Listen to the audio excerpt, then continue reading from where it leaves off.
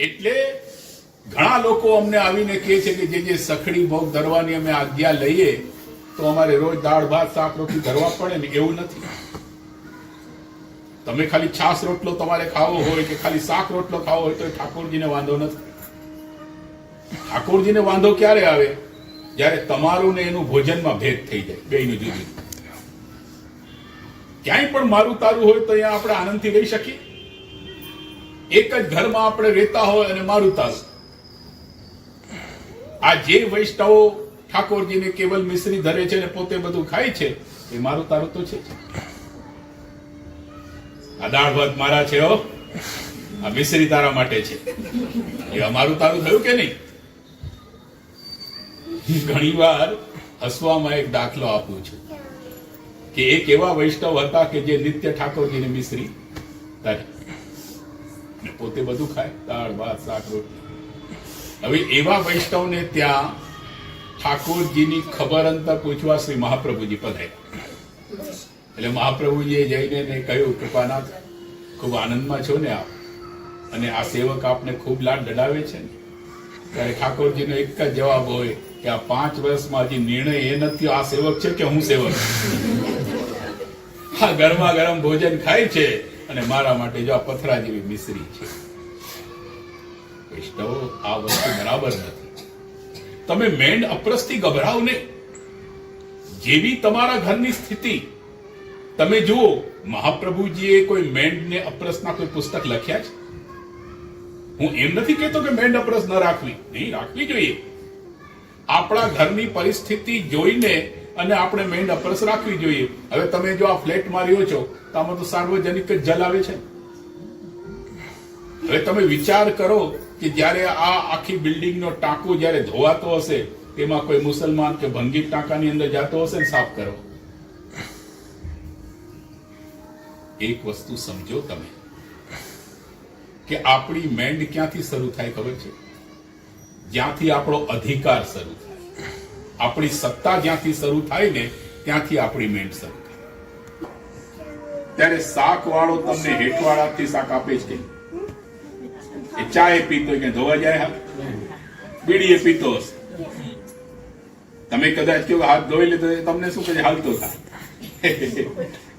પોસાય જ નહીં ને એને. આપણે શું કરીએ? શાકભાજી આપણા ઘરમાં આવે પછી એને ખાસા કરીને પછી ઠાકોરજીને વિનિયોગ કરાવે. એમ તમારા ફ્લેટમાં તમે રહ્યો છો, હવે સાર્વજનિક ટાંકો છે, આખી બિલ્ડિંગ તમારી નથી, કેવલ આ એક ફ્લેટ જ તમારો છે.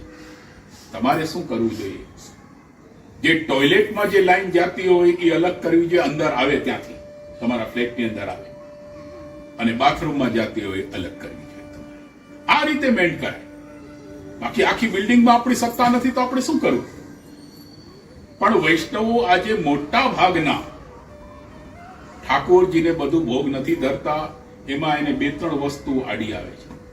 એક તો એ બહારનું ખાવાનું છોડી નથી શકતા. કોઈ લૌકિક વ્યવહારમાં કોઈના લગ્નમાં જાય તો ત્યાં પણ એ ખાધા વગર આવતા નથી કે પહેલા સામેવાળા વ્યક્તિને સારું નહીં લાગે અને વ્યવહાર તૂટી જશે. પણ તમે પોતે જાણો છો કે લગ્નમાં જે રસોઈ બનાવવા વાળા છે એ કેવા છે, પીરસવા વાળા એ કેવા છે? સાવ ભ્રષ્ટ. વૈષ્ણવો, તમે તમારું જીવન બગાડો છો. આ જન્મમાં તો તમે મનુષ્ય બન્યા, વૈષ્ણવ બન્યા, પણ તમે આવો ખોરાક ખાવ છો તો આવતા જન્મમાં તમારી કઈ દશા થશે? મેં પાજોદમાં પણ આ વાત સમજાવી હતી કે ભગવાન કહે છે કે જે હેઠવાડ ખાય છે એ આવતા જન્મમાં પશુ બને છે. અને હોટલ લોજમાં હેઠવાડ છે કે નહીં? કયો? જગતનું હેઠવાડ, જગતની થૂક, જગતની લાર એની અંદર છે, અને એ ખાઈને ને આપણે ભૂંડળા કૂતરા બનશે.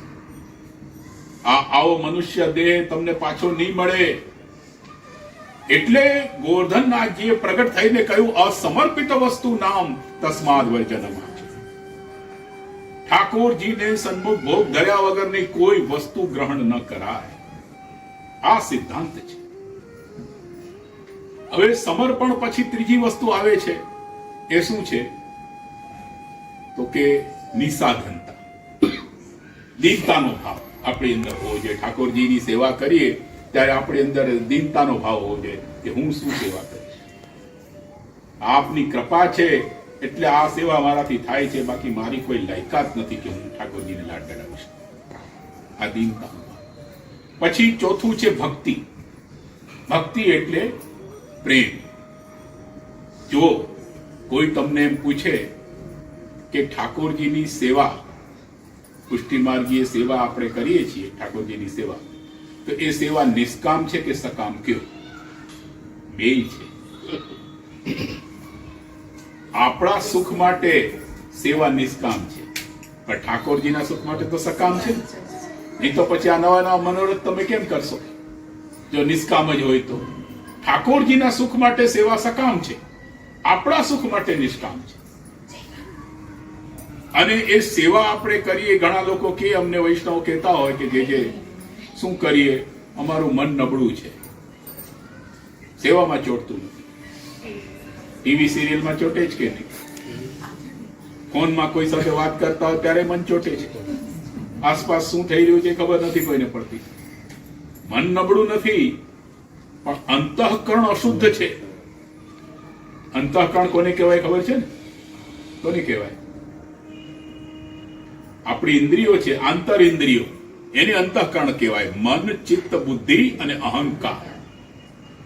આ દેખાતી નથી પણ છે, આપણે જોઈ નથી શકતા. હવે મન કેવું છે? આનું કેવું? લાંબુ છે, ગોળ છે, કેવું છે? ખબર પડે છે? પણ મન છે તો માનીએ છીએ ને, નથી કહેતા આપણે કે આનું મન નથી લાગતું. બુદ્ધિ, બુદ્ધિ કેવી છે? લંબગોળ કેવી છે? દેખાય છે? નથી દેખાતી પણ છે. આપણે કહીએ છીએ કે છોકરો વધારે બુદ્ધિશાળી છે, આમાં ઓછી બુદ્ધિ છે.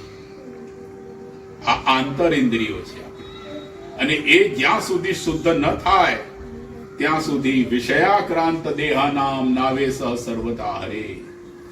એટલે જ્યાં સુધી આપણું મન વિષયોમાં લાગેલું છે ત્યાં સુધી આ અંતઃકરણ શુદ્ધ નથી થતું. અને ઠાકોરજી ક્યાં રમણ કરે? નમામી હૃદય છે. વ્રજ ક્યાં છે? આપણા હૃદયમાં. યાદ રાખ. હું તો મારા પ્રવચનોમાં કહું છું કે જ્યાં આપણા ઠાકોરજીને સુખ આપણાથી પ્રાપ્ત થાય તે સ્થળ વ્રજ છે. તમે ગોકુલ જાઓ અને તમે તમારું મન ઠાકોરજીની સેવામાં ન લાગે અને બધે ભટકતું રહીએ કે આજે તો ગિરિરાજજીમાં કુંડવાળો છે, ચાલો જલ્દી દર્શન કરવા જાઓ, જલ્દી સેવા આટોપી. આજે તો મધુવનમાં તપેલી છે, ચાલો જાવું જલ્દી જલ્દી સેવા આટોપી. ક્યાં મન લાગ્યું? અને બીજી બાજુ તમે પાકિસ્તાનના કરાચીમાં જાઓ અને ત્યાં તમારું મન ઠાકોરજીની સેવામાં લાગતું હોય તો ગોકુલ ન જવાય, કરાચી જવું જોઈએ. મહાપ્રભુજીનો સ્પષ્ટ સિદ્ધાંત છે. કોઈ સ્થળ એ વ્રજ નથી વૈષ્ણવો, આપણો ભાવ એ વ્રજ છે. પેલા વૈષ્ણવની વાર્તા આવે છે ને, માધવદાસની વાર્તામાં છે ને કે ના ઉત્થાપનનો સમય થઈ ગયો તો અને મેવો લેવા બજારમાં નીકળ્યા. કાબુલની બજાર, કાબુલ મ્લેચ્છ દેશ, એની બજારમાં મેવો લેવા નીકળ્યા ઠાકોરજી માટે કે ઉત્થાપનનો સમય થયો છે, હમણાં ઠાકોરજી ગાયો ચરાવીને પધારતા હશે, મોડું થઈ ગયું, બહુ ભીડભાડ છે. એટલે તાપ થયો હૃદયમાં, અરે મારા પ્રભુ પધાર્યા હશે હવે ગાયો ચરાવીને અને મારાથી આ મેવો લેવામાં વાર લાગી ગઈ છે.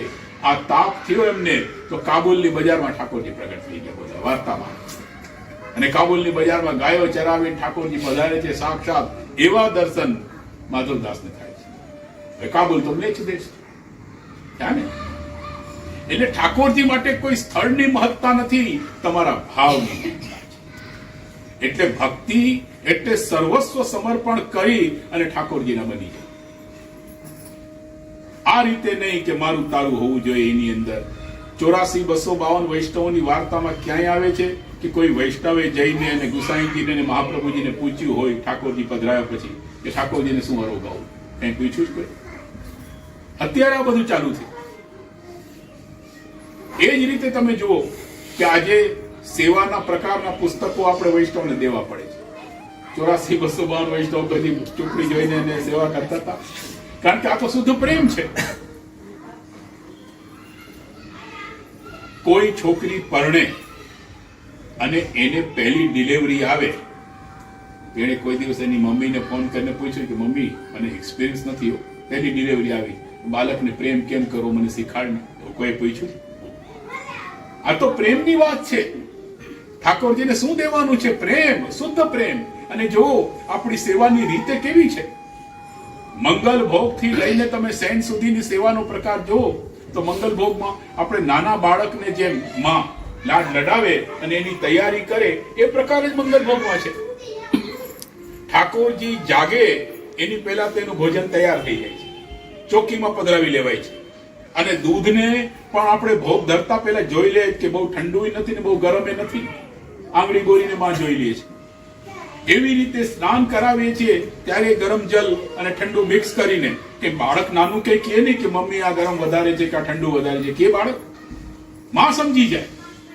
આપણી સેવાનો પ્રકાર પણ એવો જ છે. અને વૈષ્ણવો, છેલ્લે એક તમને વાત કરું, કેવું તો ઘણું છે મારે, પણ હજી મારે એક ઠેકાણે જવાનું છે અને એ પાછું કાલાવડ રોડ પહોંચવાનું છે. છેલ્લે એક વાત કહીશ કે તમે સ્ત્રીજનો માટે તો આ પુષ્ટિ માર્ગ ટ્રમ્પ કાર્ડ છે. કારણ કે સ્ત્રીઓ માટે વેદના બધા રસ્તાઓ બંધ છે. સ્ત્રી અને શુદ્ર બેને કોઈ દિવસ મોક્ષ ન મળે, કોઈ દિવસ ન મળે. એને પુરુષનો દેહ ધારણ કરવો પડે અને પુરુષના દેહમાં પાછો બ્રાહ્મણ બને, અને બ્રાહ્મણ બન્યા પછી પણ જે વેદમાં જે કર્મ બતાવ્યા છે બ્રાહ્મણ માટે જરૂરી, એ બધા એ કર્મ કરે જે બહુ અઘરા છે અત્યારે, ત્યારે એને માંડ માંડ મોક્ષ મળે. અને એ પણ મોક્ષ સ્ત્રીઓ માટે બધા રસ્તા બંધ. પણ શ્રી મહાપ્રભુજીએ કેવી કૃપા કરી કે આ પુષ્ટિ માર્ગ પ્રગટ કર્યો મહાપ્રભુજીએ, અને એમાં જે સેવા પ્રકાર બતાવ્યો, અને એ સેવા કરતા કરતા મોક્ષથી પણ અધિક ફલ સાક્ષાત રસાનંદની પ્રાપ્તિ એ આપણને કરાવી દીધી. અને એ પણ કઈ છોડ્યા વગર ઘરમાં રહી. આપણે સંન્યાસી નથી. ઘણા લોકો અમને પૂછતા હોય છે કે જે આપ આ વચનામૃત કરો છો બધું, પણ અમે તો ગ્રહસ્થી છીએ, આ બધું અમારાથી પાલન ન થાય, અમે તો ગ્રહસ્થી છીએ. ત્યારે મેં એને કહ્યું કે ભાઈ, જેની આપણે સેવા કરીએ છીએ એ કૃષ્ણ પણ ગ્રહસ્થી જ હતા. જેના ભાવથી આપણે સેવા કરીએ છીએ એ ગોપીજનો પણ ગ્રહસ્થી હતા. શ્રી મહાપ્રભુજી એ ગ્રહસ્થી, ગુસાઈજી એ ગ્રહસ્થી, 84,252 વૈષ્ણવ ગ્રહસ્થી, તમે ગ્રહસ્થી, અમે ગ્રહસ્થી. સંન્યાસી નોટ એલાઉડ. સંન્યાસીને સ્થાન જ નથી અહીંયા. ગ્રહસ્થી માટે જ આ માર્ગ છે. પણ અહીંયા શું છે કે આપણે ગ્રહસ્થાશ્રમમાં રહેતા રહેતા દરેક વસ્તુ આપણે કૃષ્ણ સાથે જોડવાની છે. હા, મારે પુત્રની કામના છે. હું વૃદ્ધ થાઈશ ત્યારે મારા વૃદ્ધાવસ્થાની લાકડી બને, હું લાખો રૂપિયા કમાઉં તે કરોડો રૂપિયા કમાઈને મને આપે, એ પ્રકારની ભાવના નહીં. પણ હું ઠાકોરજીની સેવા કરું છું, એક દિવસ હું વૃદ્ધ થઈશ અને મારાથી સેવા નહીં બને ત્યારે મારો દીકરો ઠાકોરજીની સેવા કરશે, એટલે મારે દીકરાની જરૂર છે. ઘરમાં હું શા માટે રહું? કારણ કે જંગલમાં ઠાકોરજીને સુખ ન મળે. એ બાલક છે, સુકુમાર છે. આ ઘર એના માટે છે કે મારા ઠાકોરજીને હું અહીંયા ઘરમાં ખૂબ આનંદથી લાડ લડાવીશ. હા, હું પૈસા કમાવા જાઉં છું, નોકરી કરું છું, ફેક્ટરી ચલાવું છું. શા માટે? મારા ઘરમાં મારા પ્રભુ બિરાજે છે, પૈસાની જરૂર છે, ઠાકોરજીને મારે લાડ લડાવવા છે. પણ આ ખાલી ભાવ જ નહીં ચાલે, આ પાછું પ્રેક્ટિકલ હોવું જોઈએ. ખાલી એમની મનોનો કા ભાવ કરી લીધો, પાછું એ ખરેખર ઠાકોરજીમાં વિનિયોગ થવો જોઈએ. આપ તો વૈષ્ણવ ઘણું કહેવાનું છે, સમય ઓછો છે. પાછા ક્યારેક મળશું ત્યારે જરૂર આપણે વિશેષ કંઈ ચર્ચા કરશું. આજે એટલું જ કહીશું કે બસ જે લોકોને મેં હમણાં પૂછ્યું કે કોણ કોણ સેવા કરે છે, તેમાંથી 5-6 હાથ ઊંચા થયા. તો મારો એવો મનોરથ છે કે બીજી વાર હું આવું ને આવો પ્રશ્ન પૂછું ત્યારે બધા હાથ ઊંચા.